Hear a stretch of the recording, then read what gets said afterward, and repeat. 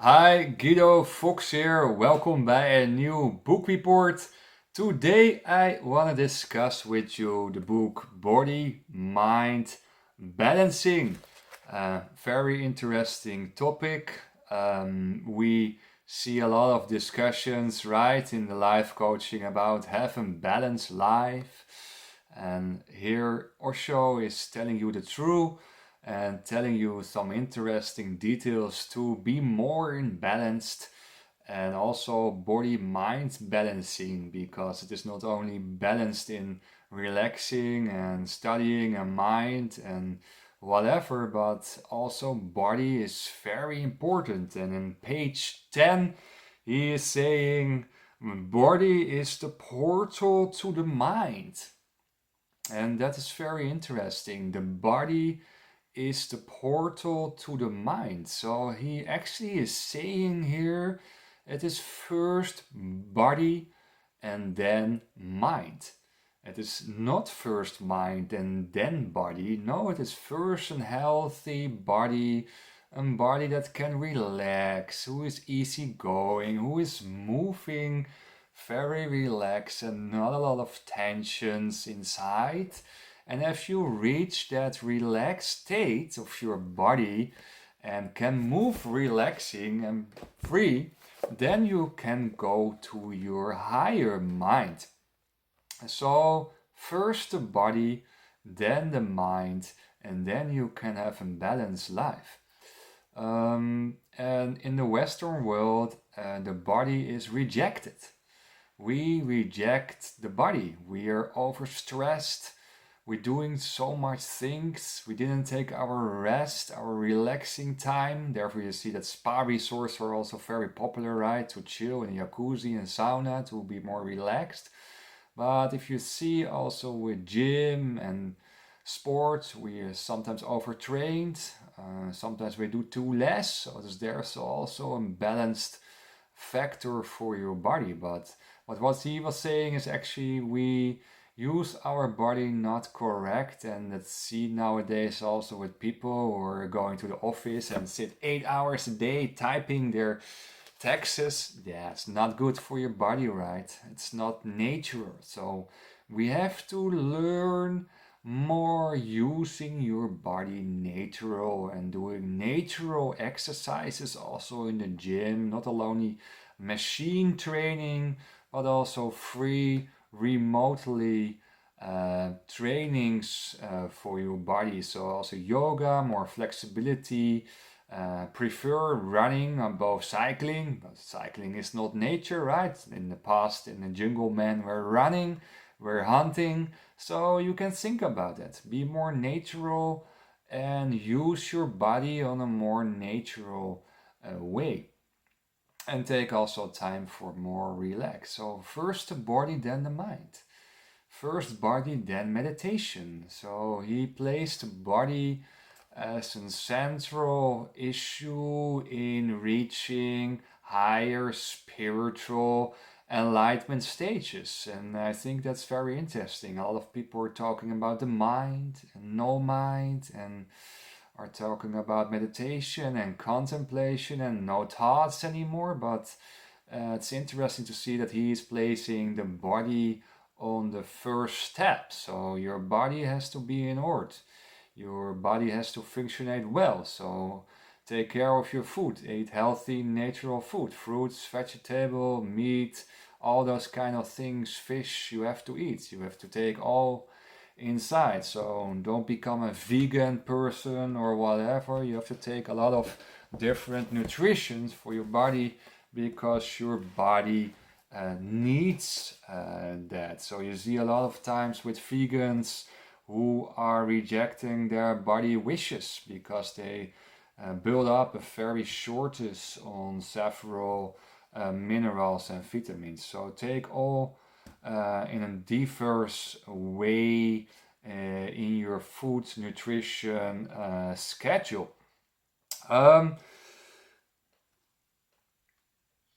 So first the body, then the mind, and then we step over to the next subject, is that the Western society makes you neurotic. And therefore we are all mad. A lot of people are mad in the society. 1 of 10 are using antidepressiva. A bunch of people are in a burnout, in a bore out. They don't functionate well. So we can say a lot of people are mad, mad in the way of thinking, or live a sexual suppressed life, are frustrated in family boundaries, are not happy with their job, want to do something else, are low energized. So a lot of people have a mad life or a destructive life, or an unhappy life. But that comes because you are indoctrinated. And that is very interesting to mention. You grow up in a Western society where you from a young age were confronted with the machinery of our school system. So you have to go to school from 9 to 5, 9 to 5, and that starts on the age from 7 or 8 or something until you're 30, 28, 25. So actually you're 18, 19 year, 20 years conditioned in grabbing knowledge in school banks. So there's a kind of passive way of being. You're sitting on a chair and the information is coming from a teacher or a school board or from a book, and you're adopting that, and that's for hours and hours and hours. That means that you're mental conditioned very badly, because there's no place for meditation over there, a more relaxing way of life. So you're conditioned and programmed for the market. And that's a very interesting topic. If you see the universities where I studied and you finished bravely your studies, then the big firms are waiting for you to hire you. And that's the whole system we are in. We are going from school system, family system, to business system. So if you're seeing also your student career, your student way of life, and you come in a student area, in a vereniging, in a student association, and then if you hire by a company, the same is going on. You come also in a student area with hierarchy and with pressures over there to functionate well and to make friends and social pressures. If you're not going to the Friday afternoon borrow and not going to the Friday afternoon drinks, you're out. You're out of the group. You're out of the social circle where you're in, and you fall down and you not get promotion. So that's all the society where you're in. And so your society is conditioned, is mind conditioned, knowledge conditioned, and that has an effect that the society become, neurotic. Becoming in a neurotic society because we are conditioned like that way. We are conditioned in a very badly way who doesn't make you very happy. And that is what you actually see, that people are not happy in their job, not happy in their way of living, and they take it for granted. And that's what you see, a lot of people, they take it for granted. I have a relationship, I'm bored, but it's okay. I don't want to step over anymore. I'm lazy. I'm okay with it. I deal with it. I'm a job. It's okay. It's paying well. So all that kind of excuses are coming up, and they don't make you happy. So we create with these systems, the school systems, and passive, lean back, neurotic society, and that creates, in ultimate forma, creates tensions in ourselves. So we create big tensions in our mind and also in our body at a certain age where our fuel is gone and we think about the life we are getting in, and at a certain moment think, okay, is it everything? Is it everything in life? I don't want to do something more, right? I want to have some more things in life. I want to have some deeper things in life. I want to discover more things in life. Is it all? Is it all? Is our God-given life what I live now? Is it all? So then the soul questions are kicking in.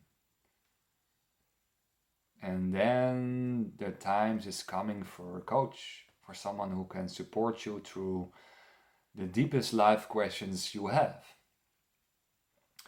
So the whole society creates tensions in you. And I want to say something, I want to read something, what Osho was writing down here, also disciples were putting down here, but he actually saying that, right? Is 29. Our whole education in the family, don't forget the family conditions, right? Because your parents are putting a lot of knowledge in you, what's not always good for you. Remember that. Your knowledge, what your parents have, are maybe old and can be toxic, can be not good for you, and you're probably 20 to 25 years in your parents' energy field and also in your parental conditioning. And your parents also conditioned by their parents, and their parents can tell bullshit to your parents, and your parents are telling bullshit to you. So what you see in the family conditions, it can be good to step out or to don't listen anymore to your parents because they have false information, toxic information.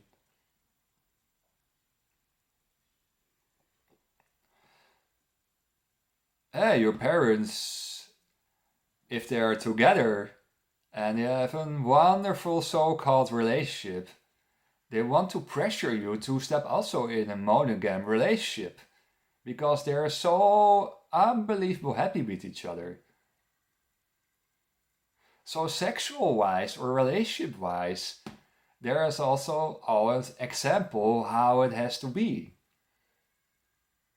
Or your father has a job somewhere and say, that's a good job for you, you have to do that. So your parents has an enormous influence on you. And it's not always good. It's not always good what your parents are saying to you. It can be destructive to reach higher spiritual stages of happiness.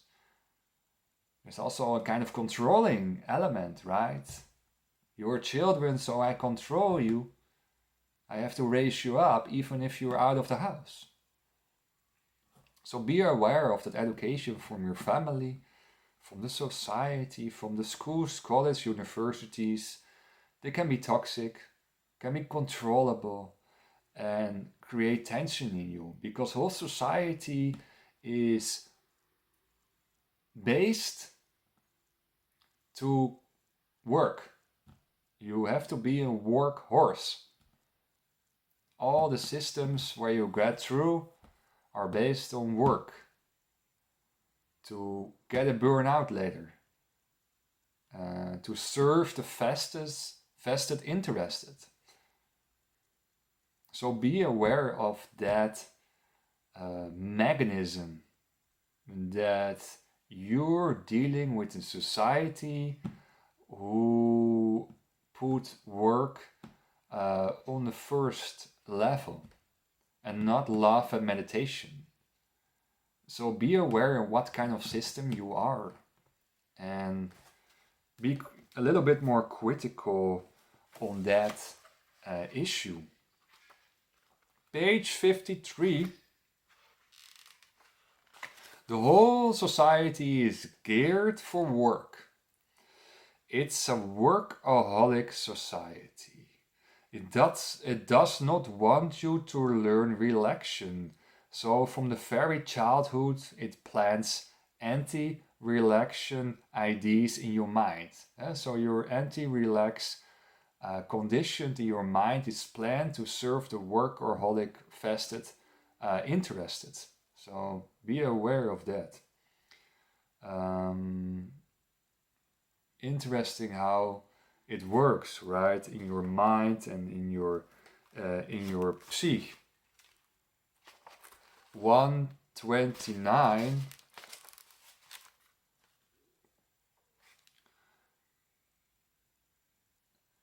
There are millions of people who have never enjoyed a sunset, who have never enjoyed a sunrise. They cannot afford to. They're constantly working and producing. That's what you see. People are constantly working and producing, not for themselves, but for the cuning vested interest, those who are in power. You work for the power, those who are capable of manipulating human beings.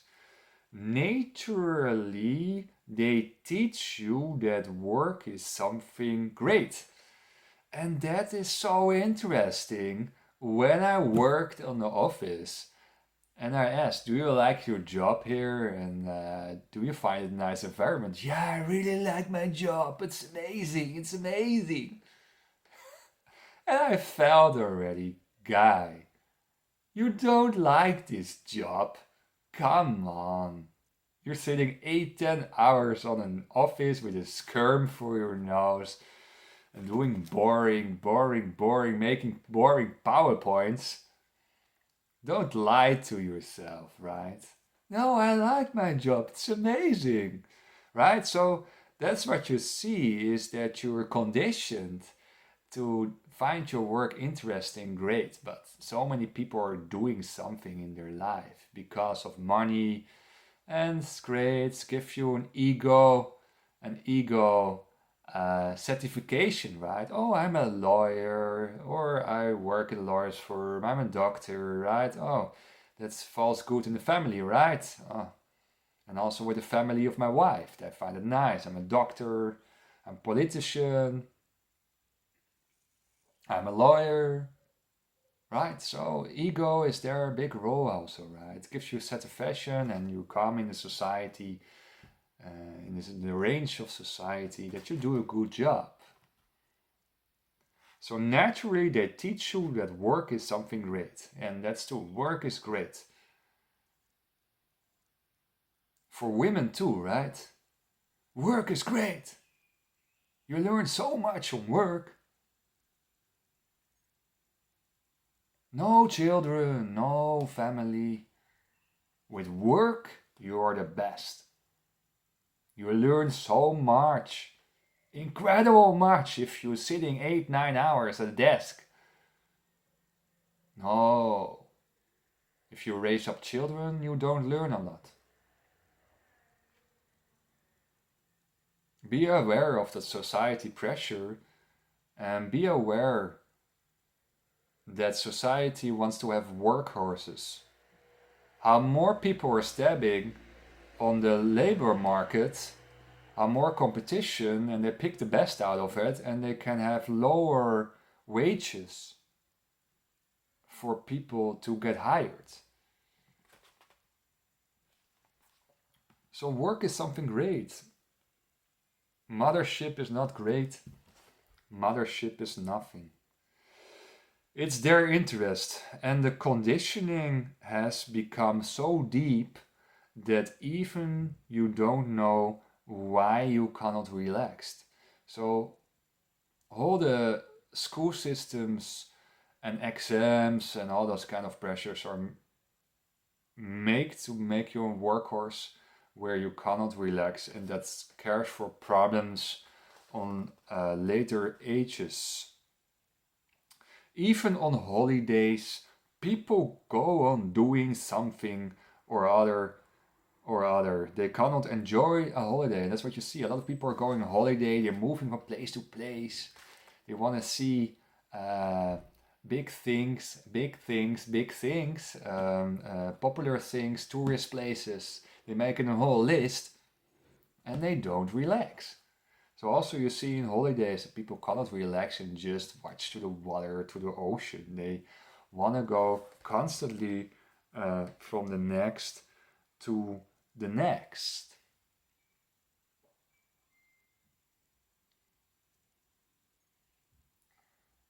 Night meditation. So that's very interesting. Night meditation. I do it since 2 months, 3 months, and it works very well. I mean, you have to go out for a pee ride once in the night. So I use the time peeing and then I go immediately meditation for 1 hour and I sleep afterwards so deep and relaxed. And I wake up much more clearer than before. So night meditation is an efficiency mentality, is an efficiency implementing in your schedule, and relaxing efficiency. Your sleep becomes deeper and shorter after your meditation. I do also meditation before I go sleeping at 11 o'clock. So less sleep, deeper sleep, and more clearer when I wake up. So night meditation is very interesting phenomenon to implement in your schedule. And your work becoming better. The short hours, if I work, I become more productive and more high quality work. So more productive, more high quality work you can deliver in the shortest of hours. In less hours than 8 or 10 hours. So I work very efficient, very productive, and very high quality. I don't make so much mistakes anymore because I'm very clear in my mind because of all the meditation. And I'm much more relaxed. I can much more let go of things. So night meditation is very interesting. And then we come to the next subject is reaching your goals. And that is a little bit influenced by the Neurotic Society. Is you have to reach your goals, where you want to come, where you have to go. And that part is very interesting. I think there's some true inside, right? From okay, I want to reach this in 5 years, or I want to have a family in 10 years, or I want to become a multimillionaire in 20 years. It's okay, you want to have your goals, but people are constantly hopping from goal to goal and not relax in the moment and doing their things with love and attention and in a peaceful state. So that's what you see on page 16161. That's that you always go from the next to the next to the next. And that is what I see in the transfer of spiritual stages. I see it was always, about an hour I have to do this, then I have to do this. So I make a planning, yes. I think it's important to make a planning. But what you see is that people are staying in the future. In the future, I have to reach this, I have to read that. And now I'm more relaxed in what I'm doing. And I get a lot of energy in what I'm doing. The goal always remains on the horizon. You go on running, but the distance remains the same. It's a running society. You have to go for the next to the next to the next and not enjoying the things, what you're doing now at this moment. No, there is another dimension of energy. That dimension is unmotivated celebration. Unmotivated celebration. It's the celebration on the moment. The moment is in chakra awareness, ecstaticness, celebration, and it's the fulfillment of this moment. You become more real. You become more natural. You become more fulfilled with the activities you do in this moment, and then you will reach your goals.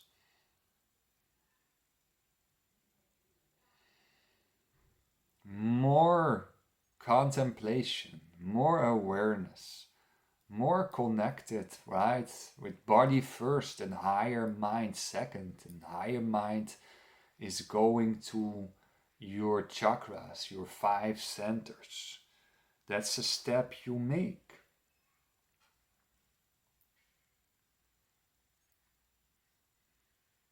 And with that awareness, with the centers activated, cost years of meditation to opening up the 5 centers and make them ecstatic. You think Jesus were becoming enlightened in a day or something? It was 14 years of traveling. 14 years of traveling and going to different schools. So contemplation, awareness of chakra activation makes you more real. And that's also what Osho was writing down on page 17. People are unreal. It's also related with my question. I say, okay, guys, do you have a good time here on the office? Yeah, work is great, work is great. You're unreal. You're smiling, but you are crying inside. You are very calculated. Your mind is very calculated. How I have to pretend myself to the outside world to fall positively, in a positive way, in the group dynamics. What kind of mask I have to wear at this moment in this group?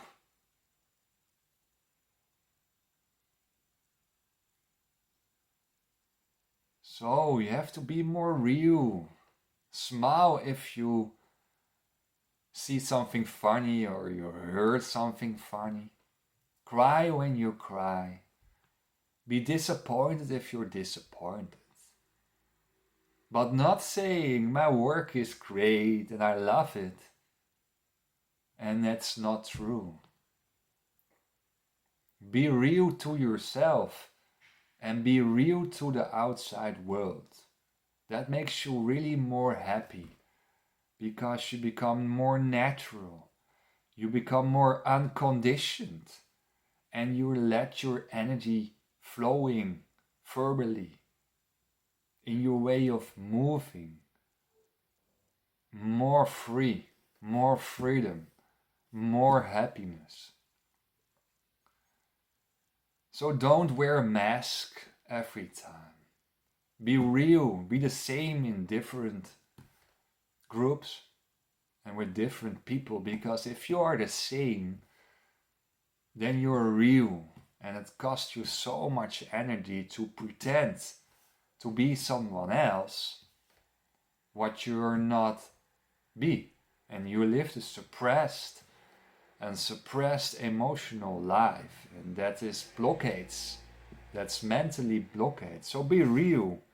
Not calculated laughing or smiling or crying or playing manipulative games. So that's the last lesson from me. To be a little bit more real. To be more natural. Smile when you want to smile. Cry when you want to cry. And not wearing mask every time in different group dynamics. I see so many women also are so brave in groups or with colleagues, so brave, so conform, and if the women are out of the group dynamics in the office and they step out, they're going drinking with other girls, they're a totally different person. It is funny to see. For the men also the same. Right? So that's what I want to tell to you. Body, mind, relaxing more. First the body, then the mind. And be aware that society wants to create workhorses to serve the vested interest, and that you are false conditioned, false programmed. And I want that you not become a slave. But that you serve your own freedom, and that you have a lovable and freedom life. Thank you for watching, and I see you by the next book report. Hi.